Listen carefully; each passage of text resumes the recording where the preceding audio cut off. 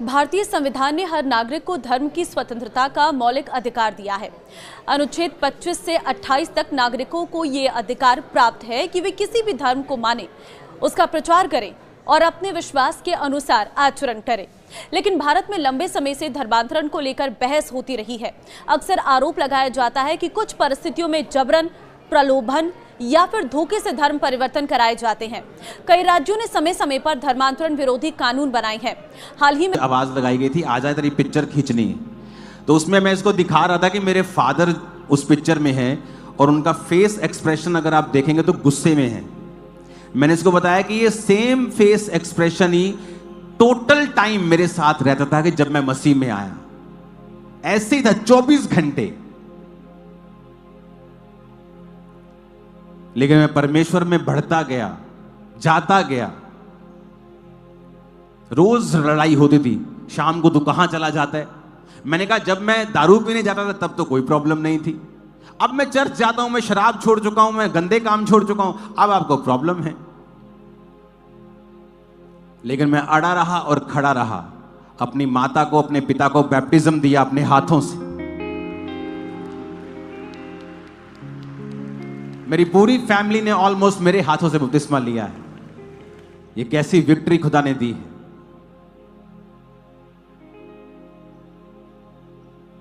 क्योंकि आप अगर परवाह नहीं करेंगे, हर रोज कलेश सहना आसान नहीं है, बिना किसी कमी के। कि आप सुबह 5 बजे तक काम कर रहे हैं, शाम के 5 बजे तक काम कर रहे हैं, आपकी फैमिली और चाहती है आप काम करें क्योंकि काम ज्यादा है, बिजनेस बहुत बड़ा था, लेकिन मुझे शाम को चर्च में जाना है 5 बजे के बाद। तो इस वजह से हमेशा एक इनडायरेक्ट फाइट, हमेशा कलेश रहता था।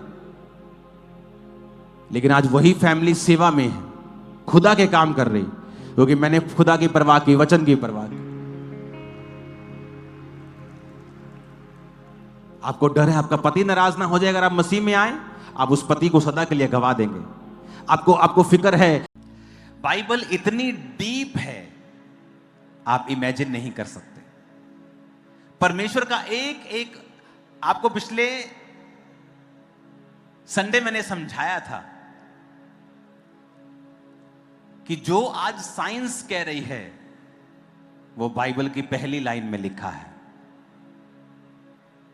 हर साल, हर 2 साल में साइंस कुछ ऐसी डिस्कवरी करती है जो बताती है कि Bible is a true book. ये एक सच्ची पुस्तक है, ये प्रभु के हाथों से लिखी हुई है।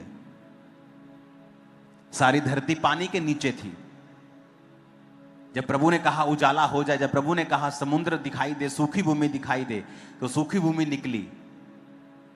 और वैज्ञानिक क्या बोल रहे हैं आज कि माउंट एवरेस्ट जो इस दुनिया की सबसे बड़ी चोटी है, वहां पर हमने वो जीवाश्म पाए हैं जो समुद्र के नीचे होते हैं। नदी के जीवाश्म नहीं है वो, कि यहां कोई नदी होती थी या पानी की प्रेजेंस थी। समुद्र के जीवाश्म है वहां पे, वो भी कभी समुद्र के नीचे था। किस दिन ऊपर आया?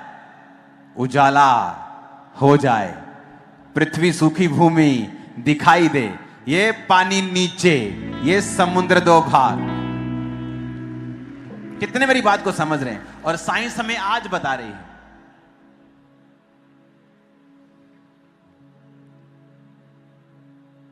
वैज्ञानिक है ना, वो रिलीजियस नहीं होते कई, वो सिर्फ अपने फैक्ट्स देखते हैं।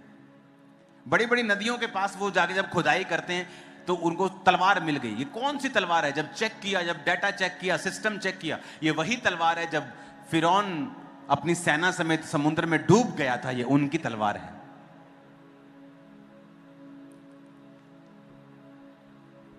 कब की है ये? इतने 100 साल पहले।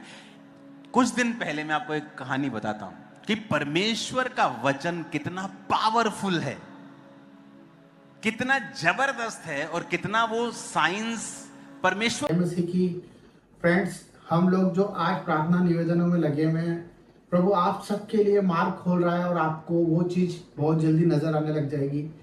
जिस तरफ से आज हम लोग प्रेयर मीटिंग्स में हैं और हम लोग अपनी प्रार्थना निवेदन भेज रहे हैं, क्योंकि हम लोग परमेश्वर के निकट हैं। जितना हम परमेश्वर को पुकारेंगे उतना परमेश्वर हमारे पास होगा, क्योंकि वचन कहता है कि ढूंढोगे तो पाओगे और खटखटाओगे तो तुम्हारे लिए खोला जाएगा, क्योंकि वो हृदय के द्वार पर खटखटाता है और हमारे लिए खड़ा हुआ है। तो जो लोग विश्वास करते हैं मेरे भाई बहनों, आज उन सब के लिए प्रभु बहुत बड़ा मार्ग खोलने वाला है। तो इस वीडियो के द्वारा जो मैंने आपको बताया, आप अपने आप को बैलेंस करें, स्थिर करें, क्योंकि परमेश्वर का वचन कहता है कि आप किसी भी हालत में हो। मेरे फ्रेंड्स, मैं जानता हूँ, मेरे भाइयों, कि हम लोग प्रभु को जानने के बाद बहुत परेशानियों में जाते हैं, क्योंकि हमारे अंदर कटनी होती है, हमारे अंदर बहुत सारी बुराइयां होती है, हमारी फैमिली के अंदर हमें बहुत सारी अनरिस्पेक्टेड चीज़ें देखनी पड़ती है, और वही चीज़ हमारे को बहुत कुछ टॉर्चर दे जाती है और हमारी मेंटल हेल्थ बिगड़ जाती है। हमारी ऑल ओवर जो भी हमारे टारगेट्स होते हैं वो सब कुछ हमारे टारगेट्स हट जाते हैं। तो मैं आप सबके लिए प्रार्थना करना चाहता हूँ और आप सबसे निवेदन करता हूँ कि जिस तरह से आप प्यार दे रहे हैं, देते रहें, और परमेश्वर आप सबके लिए एक सहायक भेज रहा है। आप विश्वास करें, इसी रात, इसी समय, इसी पल में आप अपने उस सहायक को महसूस करेंगे अगर आप परमेश्वर पे बिलीव करते हैं।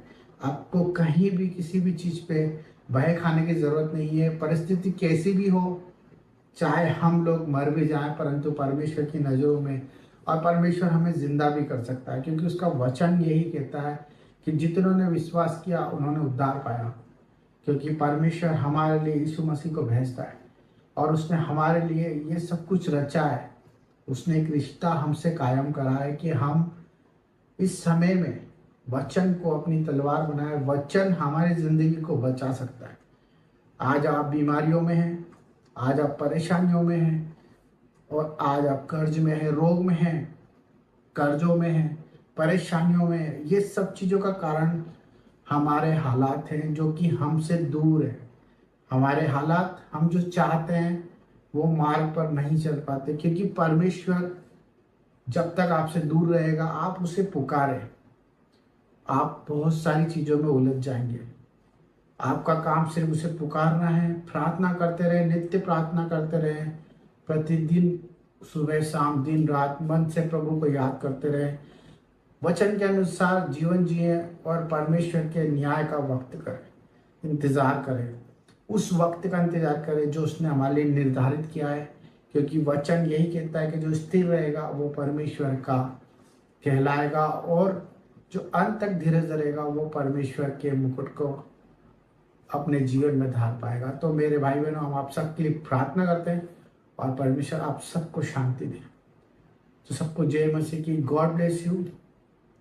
हालेलुया। पिता परमेश्वर, हम सब भाई बहनों के लिए प्रार्थना करते हैं जो लोग कमेंट बॉक्स में प्रार्थना करते हैं, पिता जिनकी जैसी परेशानी प्रभु आप देख रहे हैं, और आपका मैसेज और उनकी बात प्रभु आप तक जाए। मेरे प्यारे पिता, मेरा उद्देश्य यही है कि जो आज आपके द्वारा चुने गए हैं वो सब चीज़ सुरक्षित और सुरक्षित जीवन जिए। मेरे पिता परमेश्वर, उनके जीवन में बाहर आ जाए, आनंद से भर जाए, बीमारी उनके आसपास ना हो प्रभु, और उनके जीवन में तेरी उमंग और आस हो, बीमारियां छोटी हो जाए और ज़िंदगी तेरे नाम से खुशहाल हो जाए।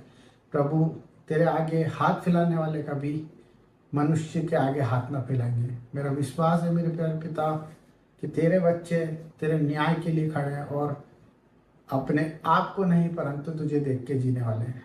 सबको जय मसीह की और सबके लिए आशीषित हो प्रभु यीशु के नाम में, आमीन।